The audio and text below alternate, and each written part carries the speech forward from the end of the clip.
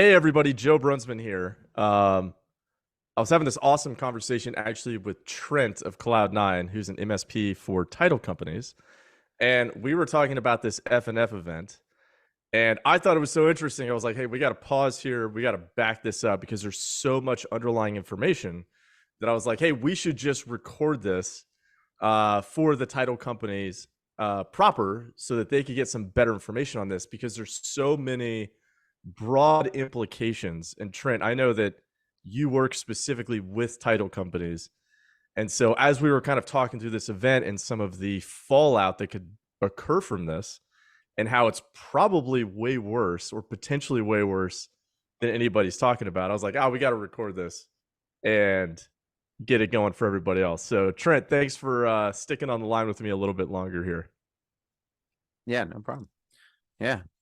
So I just, as we were discussing, I just wanted to, go, I don't know. We were just talking about this FNF breach. I know, we're always talking about breaches nowadays. This is the common theme of the of IT in general. But as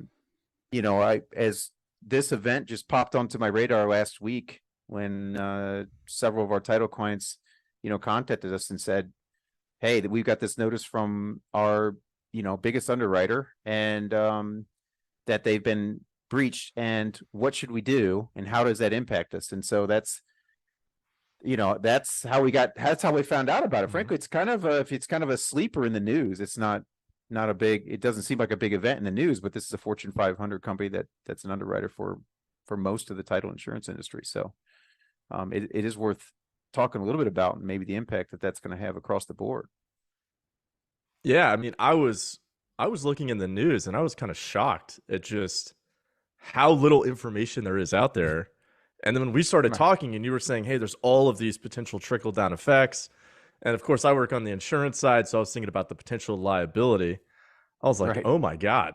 I just looked up the 8K, so the SEC filing that FNF had to put out. And it sounds, well, it's very much legalese, I would say, right? So it's very restrained, but it doesn't sound good. And I think when you compare what's in the 8K filing for the SEC versus what you've seen and what we were talking about, I was like, wow, this is way worse than I anticipated.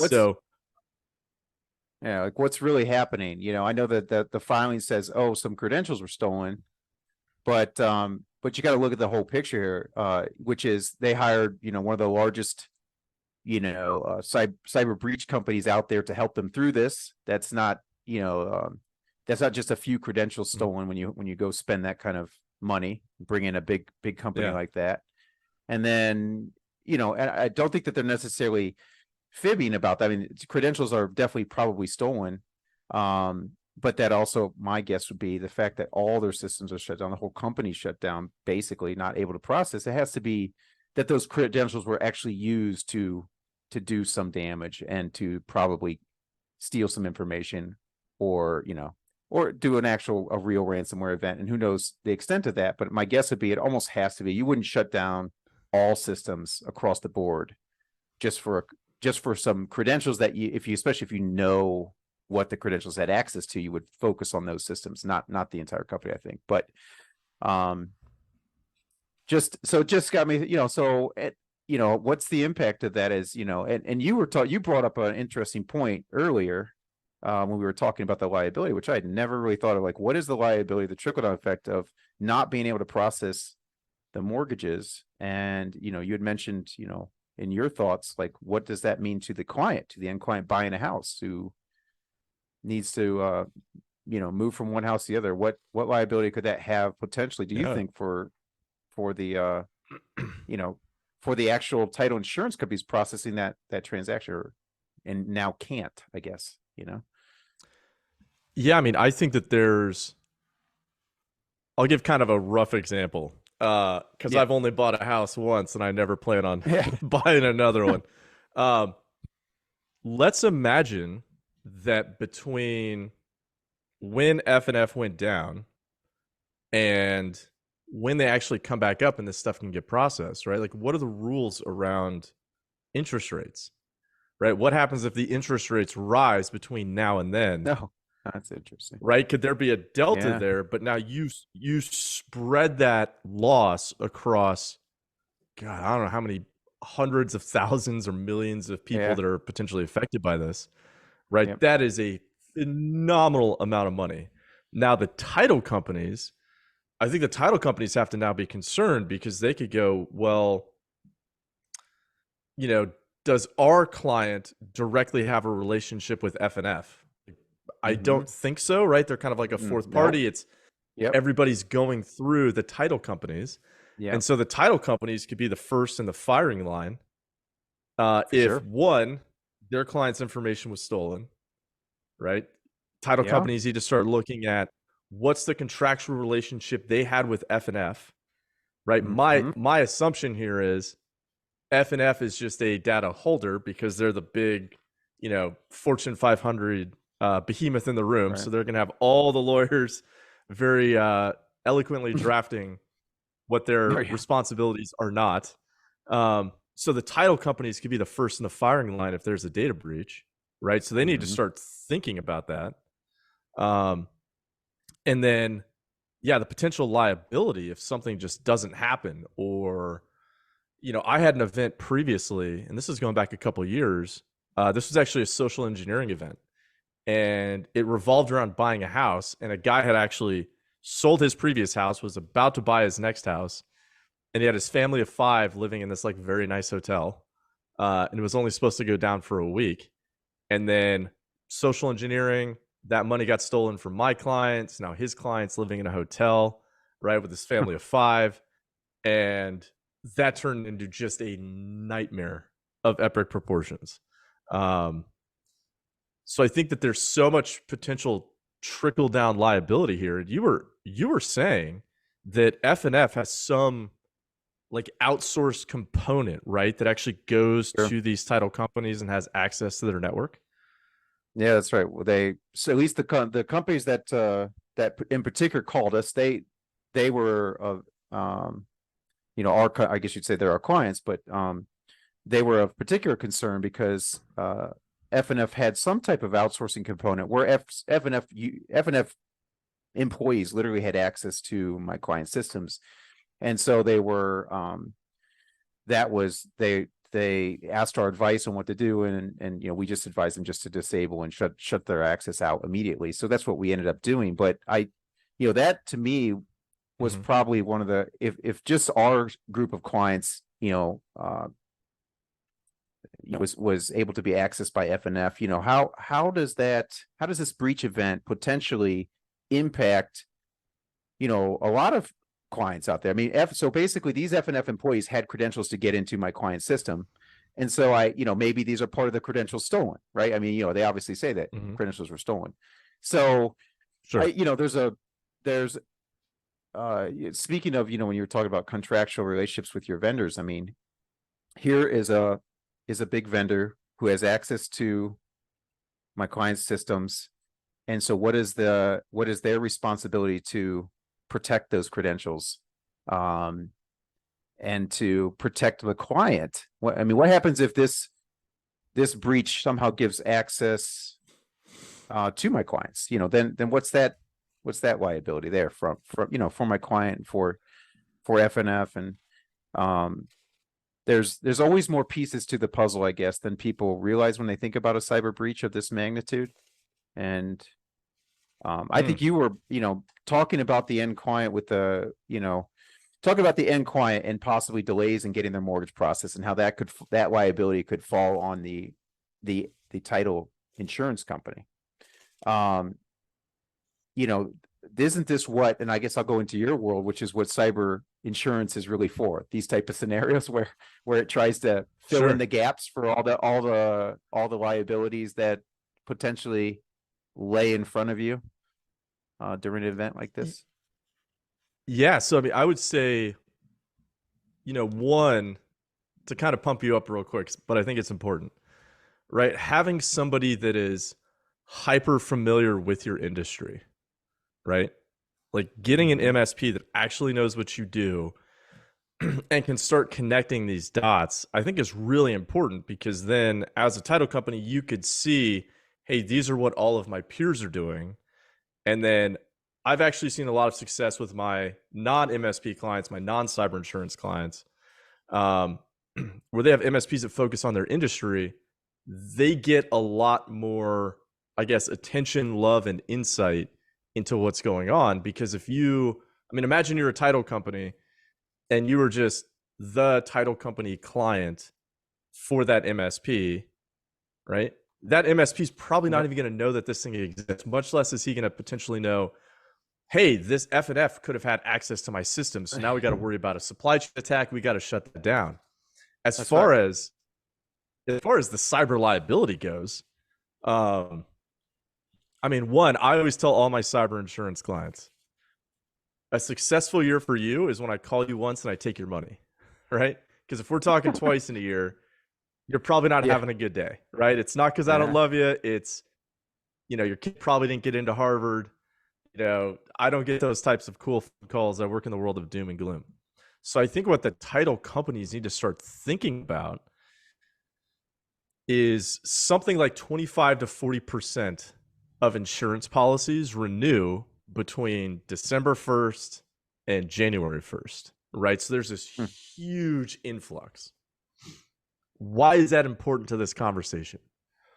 Well, there's something called a notice of circumstance in a cyber policy, right? So it's not a claim yet, but it could become a claim. Yeah.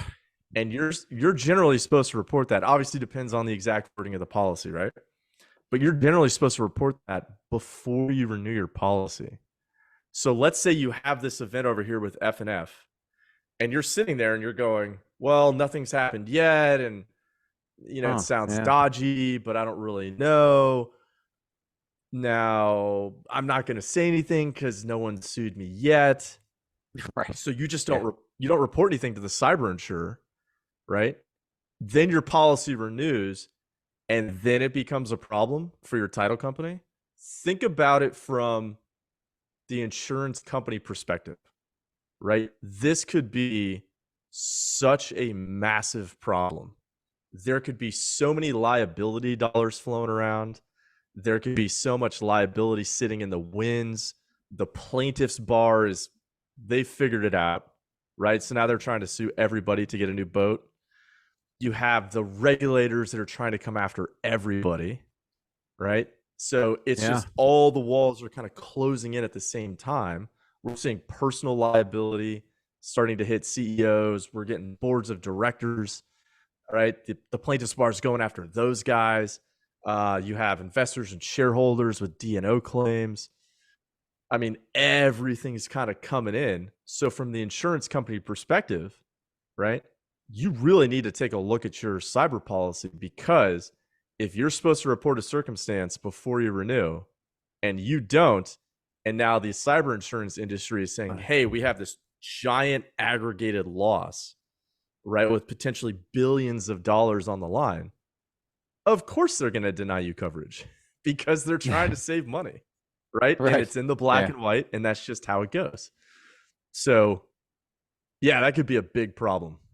That could be a big problem. We thought about the supply chain, just the supply chain idea here, because where that's going to land in the end and how that impacts actual title insurance companies. Like, if some of the title insurance companies' clients' data was breached at the FNF level, where does that, how does that flow down to the actual title insurance company itself? That is really then who's responsible for that breach? Who are they going to go at? I don't know. It just got me thinking.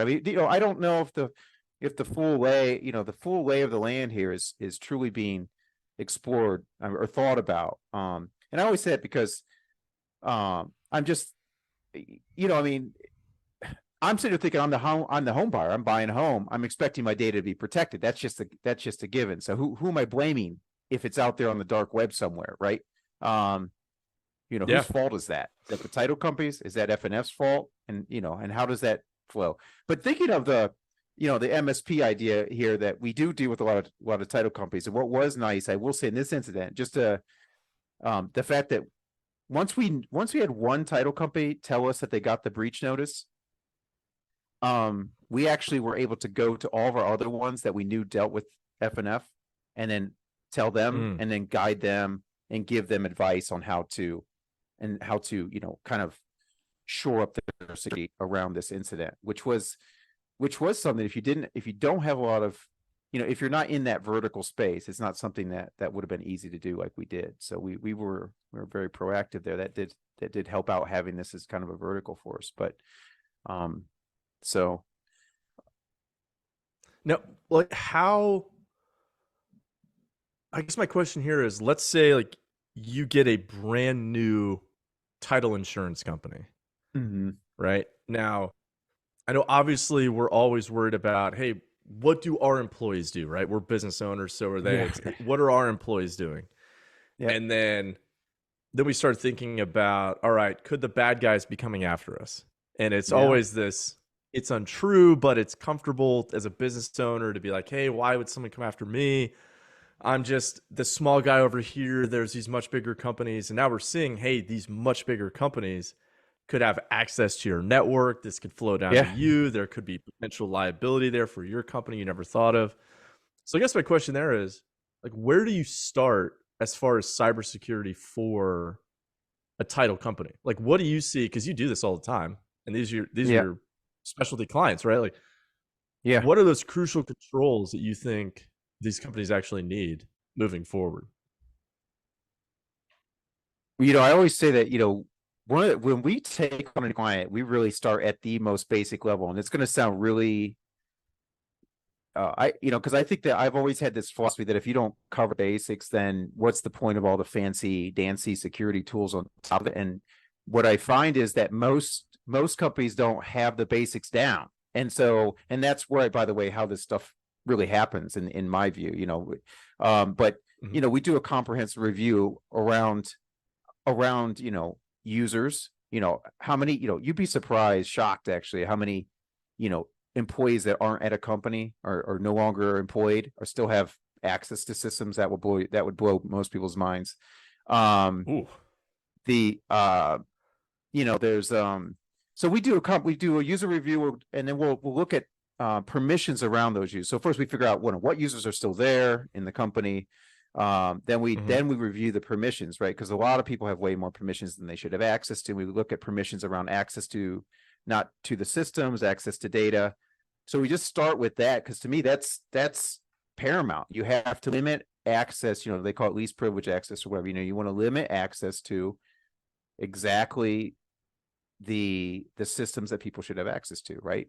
So that's kind of the start, and then as we go along, obviously we're going to deploy some of the most basic security tools. We call that email protections, endpoint protections, network security, but that really still comes after the basic stuff, which is getting permissions right, making sure people aren't running as admins, which is a giant one, and also security training.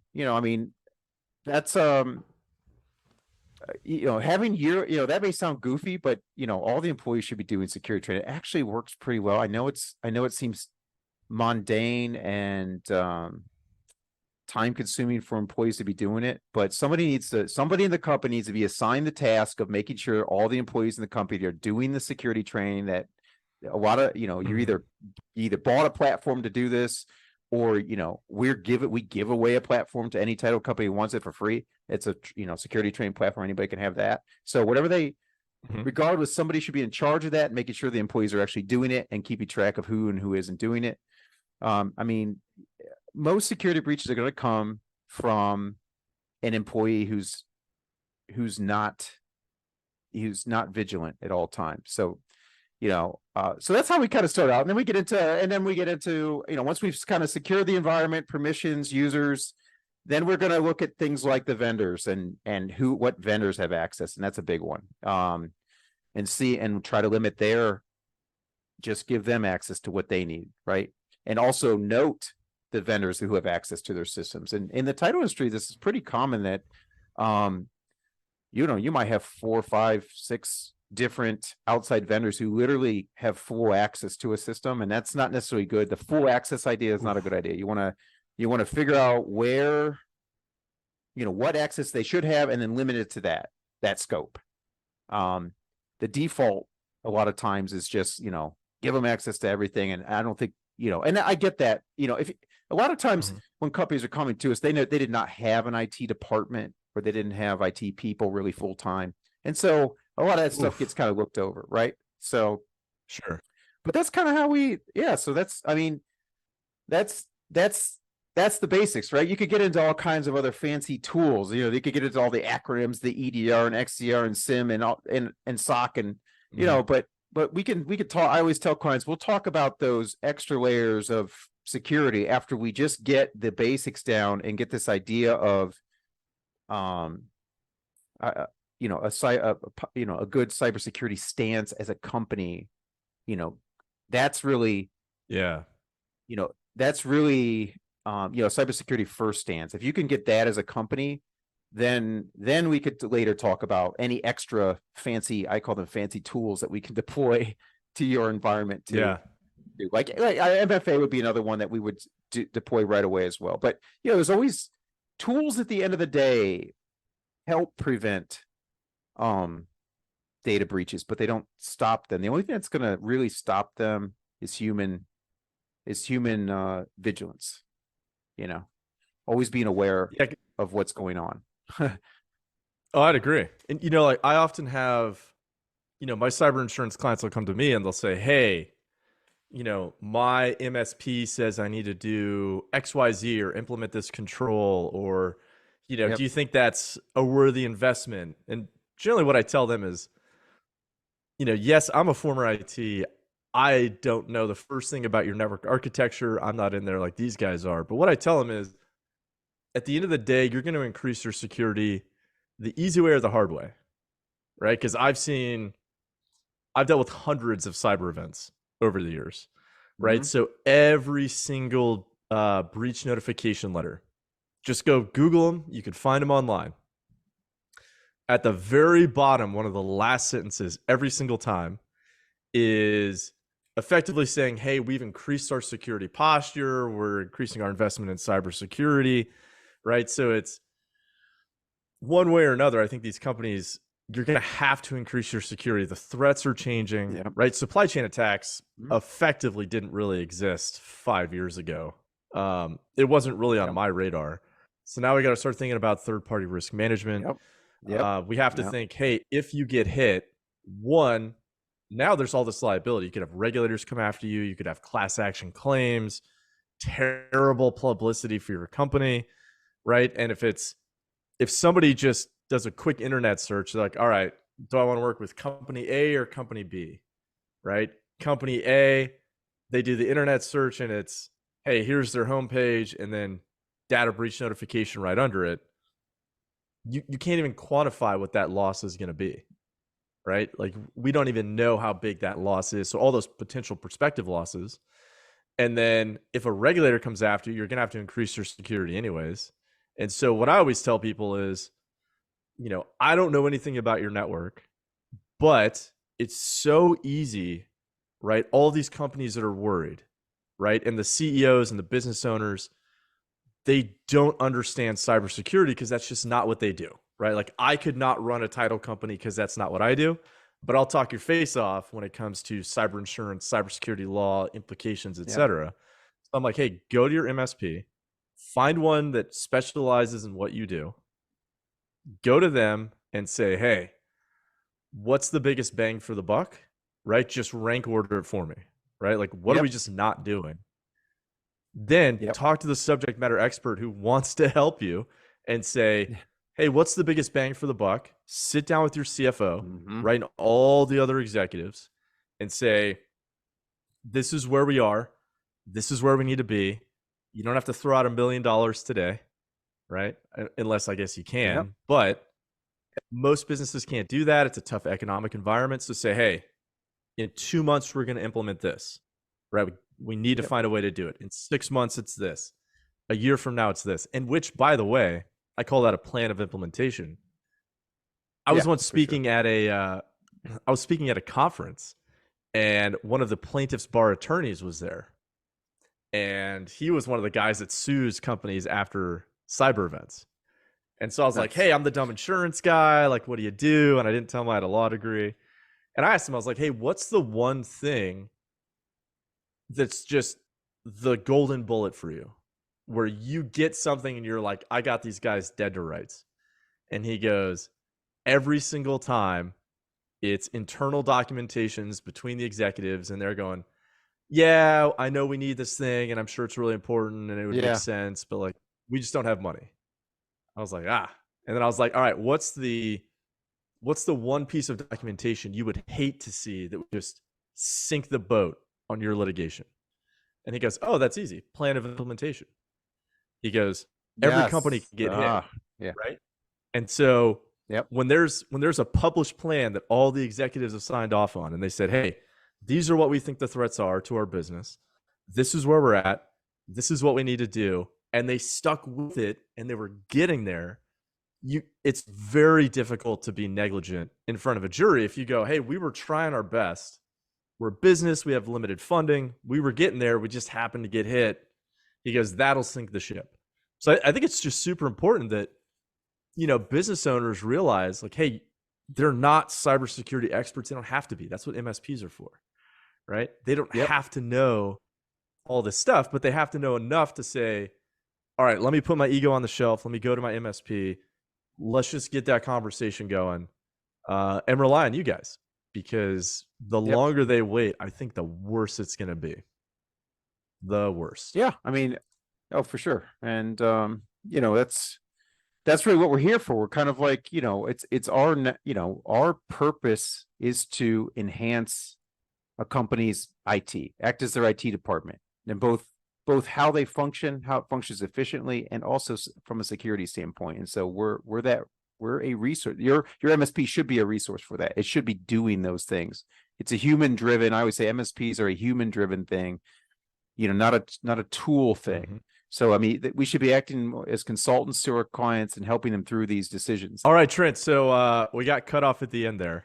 Gremlins in the wires. But I just wanted to kind of wrap a bow on everything we've been talking about, and probably just some kind of good takeaways for the title companies to start thinking about.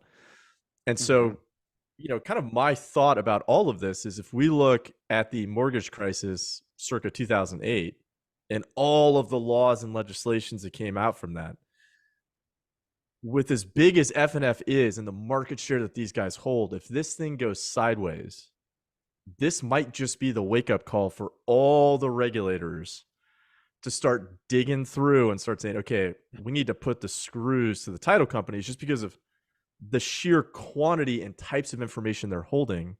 We cannot afford for our economy, a big portion of our economy, to just get shut down because one company got hit, right? I think that could easily start trickling down. And I think I would bet that a company this size, being FNF, if the FTC starts digging into this company and they're saying, hey, how are you getting this information? Is this being sent to you from a portal from these title companies to your company? Is this just getting sent regular email?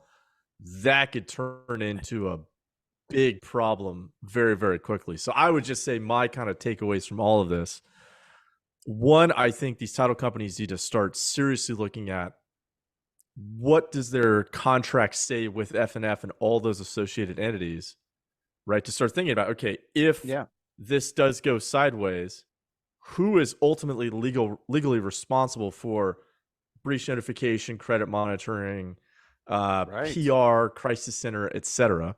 And then I would also say they need to look at the potential cyber liabilities, right? So probably get an attorney in there, data privacy attorney, hopefully, although we're kind of rare.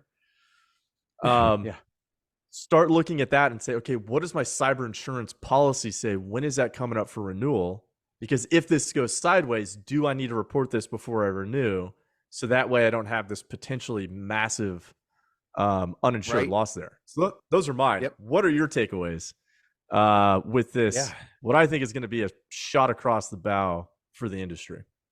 Well, it could be, it's interesting to think about the regulatory possibilities there. I mean, sure. I mean, think about the sheer amount of end client data that this Black Cat hacker group that's claiming responsibility for this claims to have. Now they claim to have, tons of information in their own post. They're claiming that they have exfiltrated data and that they're just not going to lay it on the table what they have yet.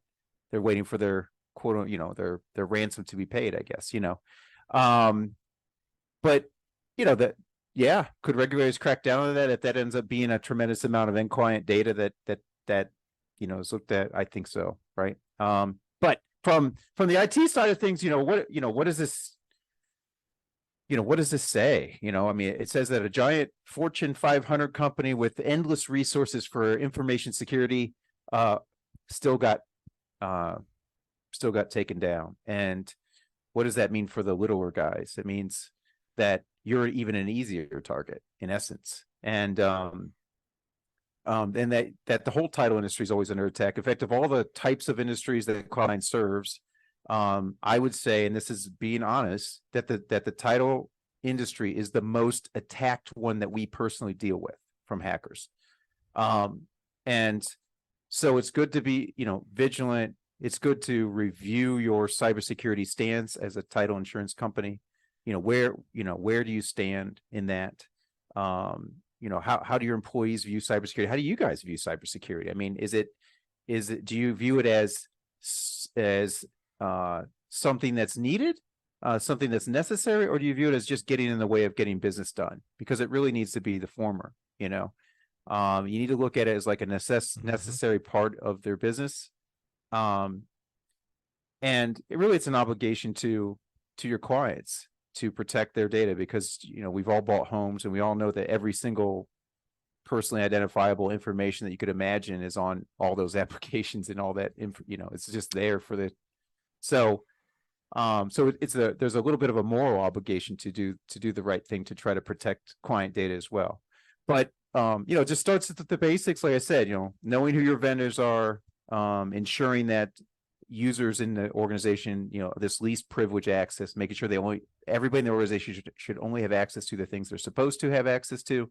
Starts really with there, and then it expands, and that includes things like, then expands more into, after you just get the basics down, expand it more into the tool sets, right? What's the number one thing that everybody should have? It's definitely MFA. You should have MFA across the board for all of your cloud systems, your email, but even your physical workstations here at Cloud9. Our physical workstations are MFA'd. I mean, our virtual desktops are MFA'd. It's MFA'd across everything. There's nothing that's not MFA'd here. That's a good stance. That's probably, from a technical standpoint, IT technical standpoint, that's probably the number one thing that a company can do, is deploy MFA across every application and every system possible.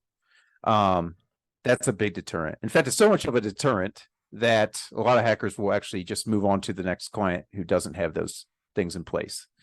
Yeah, that's kind of that's the thing that security training, which if you don't have a security training company that you're paying for, Cloud9, we will give that to you for free. Literally, we'll give you a cybersecurity training platform for free.